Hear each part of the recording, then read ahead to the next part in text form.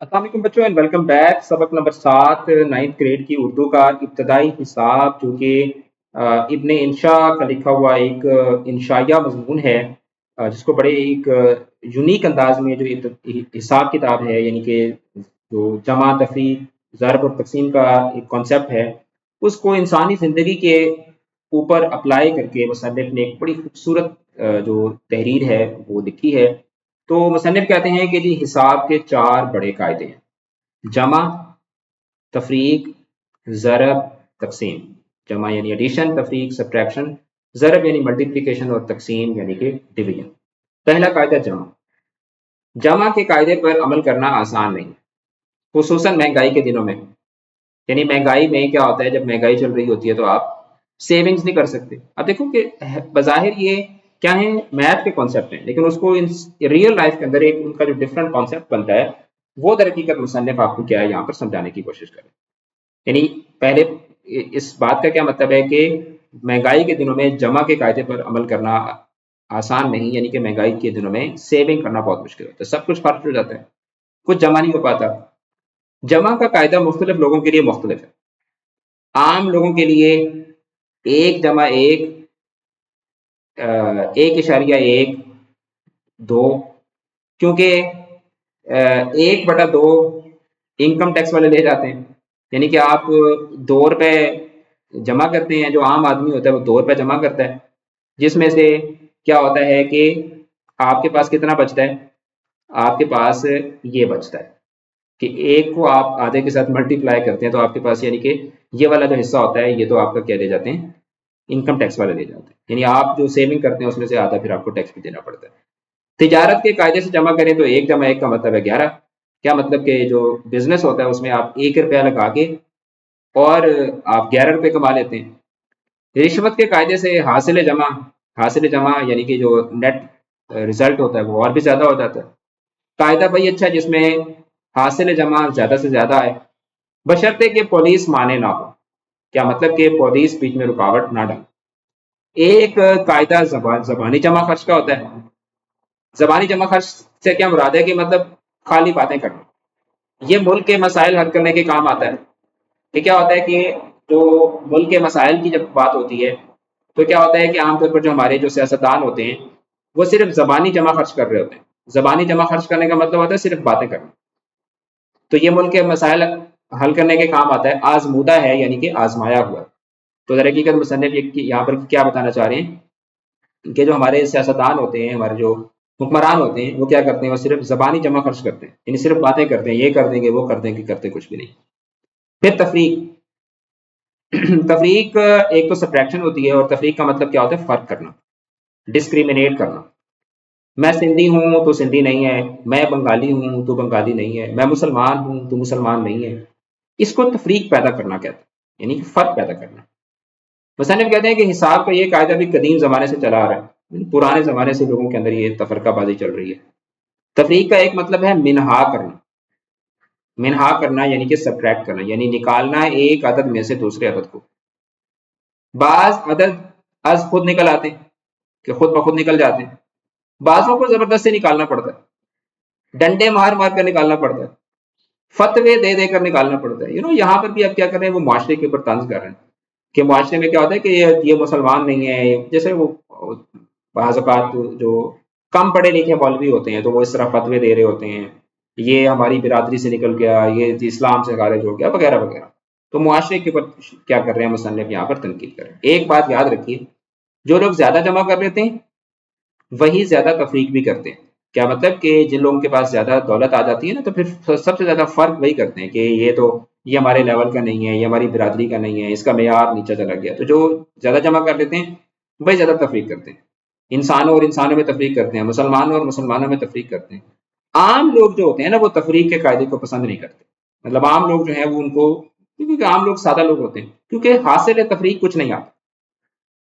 क्योंकि तफरीक का यानी कि हासिल तफरीक कुछ नहीं आता, कि यानी कि तफरीक का कोई फायदा नहीं निकलता, आदमी बस हाथ मलता रह जाता है। यानी कि ये फर्क करने से क्या होता है, इंसान को बाद में अफसोस ही होता है। अच्छा, तीसरा कायदा जर्ब का है। जर्ब की कई किस्में हैं। अब जर्ब का जो लफ्ज है ना, जर्ब का लुग़वी मानी क्या होता है, जर्ब का लुग़वी मानी होता है मारना। تو مصنف یہاں پر یہ والا میننگ اس کا استعمال کریں گے. ویسے تو ضرب ملٹیپلیکیشن کو کہتے ہیں نا، اگر آپ اس کو میتھ کے کانسیپٹ سے دیکھتے ہیں تو ملٹیپلائی کرنے کو بولتے ہیں. تو مصنف کہتے ہیں کہ تیسرا قاعدہ ضرب کا ہے. ضرب کی کئی قسمیں ہیں، مثلا ضرب خفیف یعنی ہلکا پھلکا مارنا، ضرب شدید زیادہ مارنا، ضرب قاری یعنی بڑا ایسے کسی کو مارنا کہ جس سے کسی آدمی کو شدید قسم کی چوٹ لگ جائے. ضرب کی ایک اور قسم بھی ہے، پتھر کی ضرب، لاٹھی کی ضرب، بندوق کی ضرب یعنی پتھر سے مارنا، لاٹھی سے مارنا، بندوق سے مارنا. علامہ اقبال کے ضرب کلیم اس کے علاوہ ہے. اب یہاں پر کہہ رہے ہیں کہ جو علامہ اقبال نے ایک کتاب لکھی ہے ضرب کلیم، وہ ایک الگ چیز ہے، مطلب وہ کہہ رہے ہیں میں یہاں پر اس کی بات نہیں کر رہا. حاصل ضرب کا انحصار یعنی حاصل ضرب کا مطلب کیا ہوتا ہے کہ جب آپ جیسے نا آپ 2 کو 3 سے ملٹیپلائی کرتے ہیں تو 6 آتا ہے، تو یہ 6 کیا ہے؟ حاصل ضرب یعنی کہ ضرب کرنے کا نتیجہ. تو حاصل ضرب کا انحصار اس پر ہوتا ہے کہ ضرب کس چیز سے دی گئی ہے یا لگائی گئی ہے. مطلب آپ 2 کو 0 سے ملٹیپلائی کریں گے تو 0 آ جائے گا، 2 کو 9 سے ملٹیپلائی کریں گے تو 18 ہو جائے گا. تو یعنی کہ یہاں پر نا مصنف نے ایک زو مانی بات کی ہے، کہہ رہے ہیں کہ حاصل ضرب کا انحصار اس بات پر ہوتا ہے کہ ضرب کس چیز سے دی گئی ہے یا لگائی گئی ہے. یعنی آپ اگر مارتے ہیں تو آپ کس چیز کے ساتھ مارتے ہیں، تو اس سے پھر پتہ چلے گا نا، پتھر سے مارے ہیں، ہاتھ سے مارے ہیں، لاٹھی سے مارے ہیں، تو نتیجہ پھر اس کا کیا نکلے گا. آدمی کو آدمی سے ضرب دیں تو حاصل ضرب بھی آدمی ہی ہوتا ہے، لیکن ضروری نہیں کہ وہ زندہ ہو. تو یعنی آدمی جب آدمی سے لڑتا ہے تو آدمی اینڈ ریزلٹ تو یہی ہوتا ہے نا کہ آدمی ہی ہوتا ہے. اب اس میں یہ لیکن یہ ضروری نہیں ہے کہ جب 2 آدمی مرے تو وہ دونوں لڑیں تو وہ دونوں زندہ بھی رہیں. ضرب کے قاعدے سے کوئی سوال حل کرنے سے پہلے تعزیرات پاکستان پڑھ لینی چاہیے. کیا مطلب؟ کہ وہ کہہ رہے ہیں کہ لڑائی کر کے کوئی مسئلہ حل کرنے سے پہلے آپ کو قانون پڑھ لینا چاہیے، کہیں ایسا نہ ہو کہ آپ کسی کے ساتھ پنگا لیں اور بعد میں پھر آپ جیل میں چلے جائیں. پھر تقسیم، تو یہ حساب کا بڑا ضروری قاعدہ ہے. سب سے زیادہ جھگڑے اسی پر ہوتے ہیں. تقسیم کا مطلب ہے بانٹنا. اندھوں کا آپس میں ریوڑیاں بانٹنا محاورہ ہے، ٹھیک ہے. بندروں کا بلیوں میں روٹی بانٹنا، تو یہ بھی ایک مطلب ضرب المثل ہے. بندر تھا تو 2 بلیاں آپس میں لڑ رہی تھی، تو وہ بندر کے پاس گئی کہ جی یہ روٹی ہمارے اندر بانٹ دو.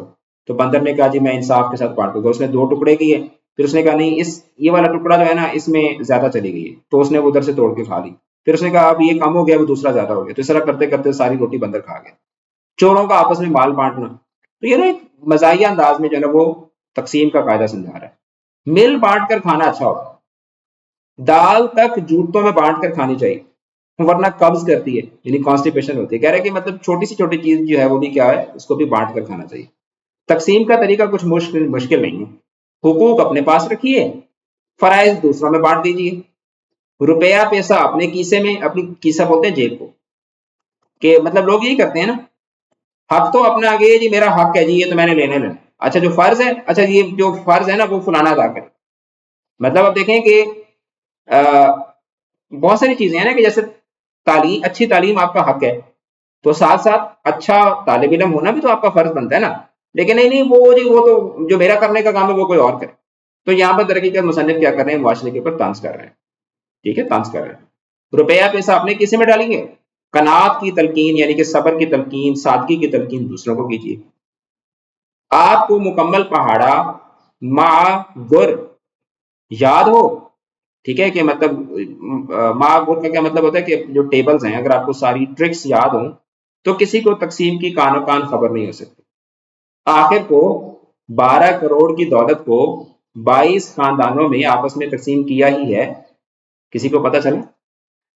تو دیکھو مطلب اب تو خیر ہم 12 کروڑ سے اب تو ہم 25 کروڑ سے بھی زیادہ اب ہو گئے ہیں. تو اب دیکھو کہ یہاں پر ترقی کا جو ہمارا جو معاشرہ ہے اس میں کیسے طاقتور لوگ ہیں اور وہ پوری دولت ان کے پاس ہے. جیسے پاکستان کے اندر 22 بڑے خاندان ہیں جس میں یہ زرداری، لغاری، دولتانے، دیوانے، شریف، یہ سارے خاندان بھی بڑے بڑے خاندان. تو دیکھو ساری دولت تو ان کے پاس ہے.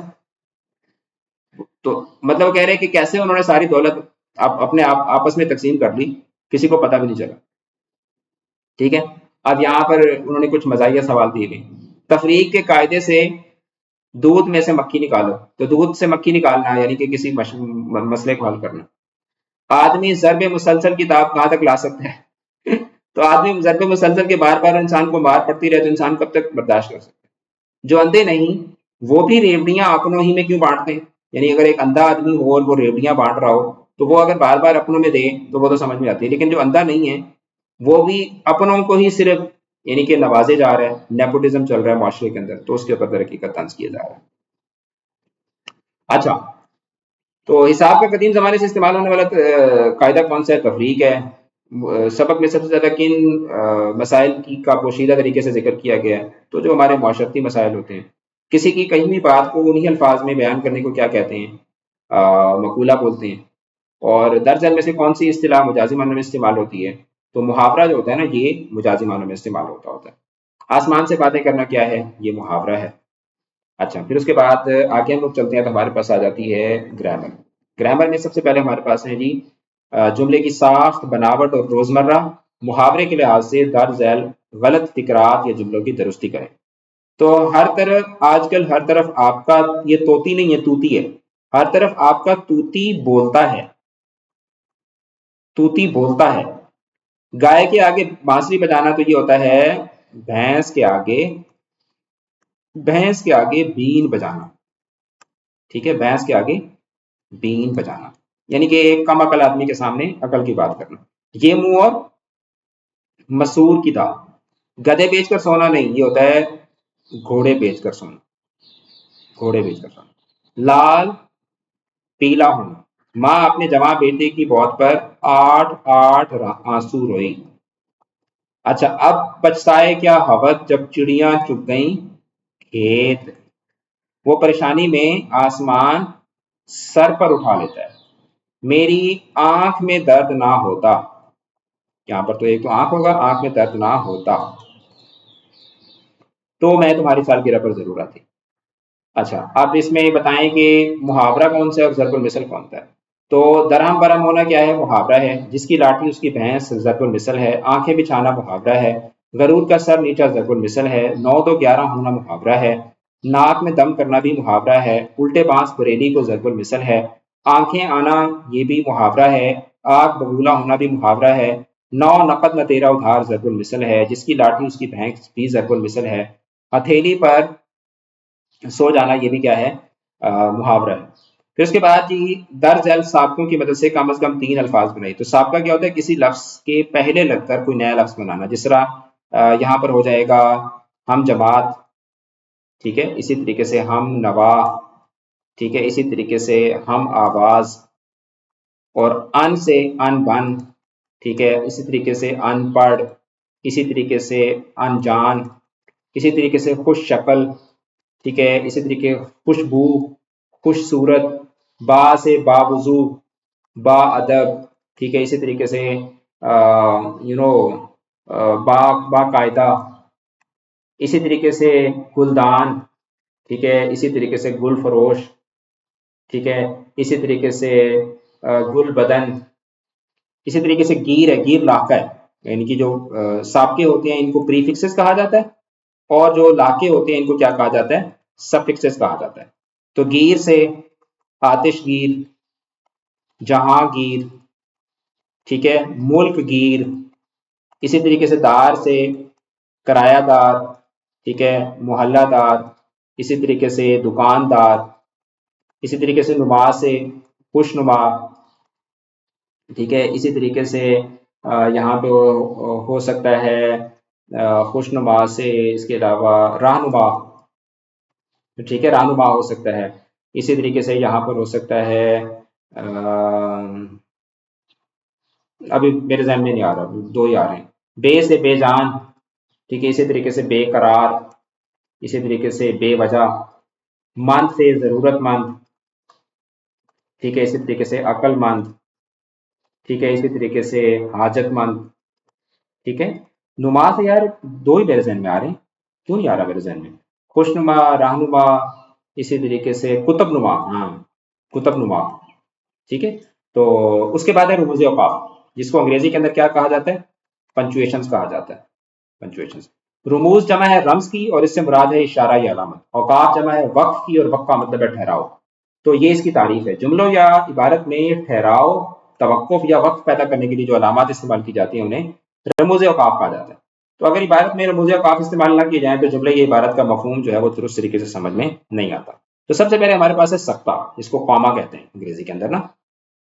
एक ही किस्म के दो से ज्यादा जुमलों में मुख्तसर तरीन वक्फ या ठहराव के लिए ये अलामत जो है वो इस्तेमाल की जाती है, ठीक है। और इसको जो है वो वक्फ खफीफ भी कहा जाता है, ठीक है। वक्फ खफीफ, मैं यहाँ पर साफ करके लिखता हूँ, वक्फ खफीफ, ठीक है। उसके बाद है वक्फा, जिसको अंग्रेजी के अंदर क्या बोलते हैं, सेमी कॉलन बोलते हैं, ठीक है। इसको निस्फ वक्फ कहा जाता है, इसको क्या कहा जाता है, निस्फ वक्फ। तो जब ठहराव सख्ते से ज्यादा हो, जुमले के लंबे अज्जा को एक दूसरे से जुदा करना मकसूद हो, तो ये अलामत लगाई जाती है। जैसे जैसा करोगे वैसा भरोगे, जो बोओगे सो काटोगे, या आप आना चाहते हैं तो आइए, जाना चाहते हैं तो तशरीफ ले जाइए। तो लंबे जुमलों के अज्जा को आपस में जुदा करने के लिए भी हम इसको इस्तेमाल करते हैं। फिर है अलामत राब्ता, जिसको अंग्रेजी में कॉलन भी बोलते हैं और इसको वक्फे लाजिम भी कहा जाता है। तो जुमलों या इबारत में ठहराव जब अलामत वक्फा से भी ज्यादा हो तो ये अलामत इस्तेमाल की जाती है। आमतौर पर जब किसी कोई मकूला नकल करना हो, ठीक है, मकूला नकल करना हो, किसी साबका ख्याल की वजाहत करनी हो तो अलामत राब्ता इस्तेमाल की जाती है। जैसे किसी ने सच कहा, तंदुरुस्ती अता नेमत है, क्या खूब सौदा नक्त है, इस हाथ दे उस हाथ ले। फिर है अलामत खत्मा, जिसको अंग्रेजी के अंदर जो है वो फुल स्टॉप कहा जाता है और इसको वक्फे मुतलक भी कहा जाता है, ठीक है। जुमले के खात्मे पर यह मुखफ़्फ़ात जो होते हैं, जो एब्रीविएशंस होती हैं, जिस तरह MBBS ये एब्रीविएशन है, PhD एब्रीविएशन है। फिर इसके बाद है तफसीलिया, जब किसी बात या नुक्ते की तफसील बयान करना मकसूद हो। आमतौर पर जो शह सुर्खियाँ होती हैं, हेडिंग्स होती हैं, उनके साथ भी हम अलामत तफसीलिया जो है इस्तेमाल करते हैं। जैसे अल्लामा इकबाल ने फरमाया। फिर सवालिया या इस्तिफहामिया क्वेश्चन मार्क को बोलते हैं, ठीक है। तो बाकी जो रिमेनिंग है वो इंशाल्लाह आगे आ जाएंगे, तो फिर मैं आपको पढ़ा दूंगा। तो चैनल के साथ जुड़े रहें, वीडियो को शेयर करें ज़्यादा से ज़्यादा दोस्तों के दरमियान, जो पेरेंट्स हैं अपने सोशल सर्कल के अंदर इस वीडियो को शेयर करें। बाकी अगर आप डिटेल के साथ ग्रामर पढ़ना चाहते हैं, सेक्शन सी पढ़ना चाहते हैं, तो और आप डिटेल नोट्स हासिल करना चाहते हैं, तो उसके लिए आप जो है वो हमारी जो लाइव क्लासेस होती हैं वो आप ज्वाइन कर सकते हैं, जिसमें आपको ये सारे नोट्स भी प्रोवाइड किए जाते हैं। और जो डिटेल चैप्टर वाइज जो सोल्यूशन है वो इंशाल्लाह आपको इस वीडियो की डिस्क्रिप्शन के अंदर एक लिंक मिल जाएगा, वहां से आप पूरी किताब का सोल्यूशन जो है वो वन गो में हासिल कर सकते हैं। चैनल को जरूर सब्सक्राइब कीजिएगा, जुड़े रहिएगा चैनल के साथ, अपना रखिएगा बहुत ज्यादा ख्याल। ऑल द बेस्ट, खुदा हाफिज़।